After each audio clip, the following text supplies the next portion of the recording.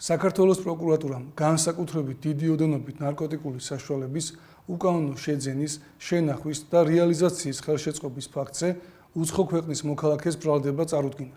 შინაგან საქმეთა სამინისტროს მიერ ჩატარებული გამოძიებით დადგინდა, რომ ბრალდებულმა უკანონოდ შეიძინა და ინახავდა 28 კილოგრამ ნარკოტიკულ საშუალება მეთადონს.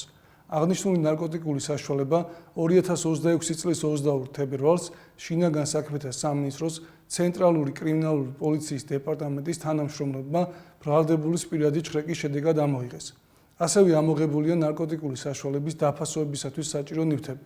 დაკავებულს ბრალდება განსაკუთრებით დიდი ოდენობით ნარკოტიკული საშუალების უკანონო შეძენა, შენახვის და უკანონო რეალიზაციის ხელშეწყობის ფაქტზე წარედგინა, რაც სასჯელის სახით და ზომად 20 წლამდიან უვადო თავისუფლების აღკვეთას ითვალისწინებს.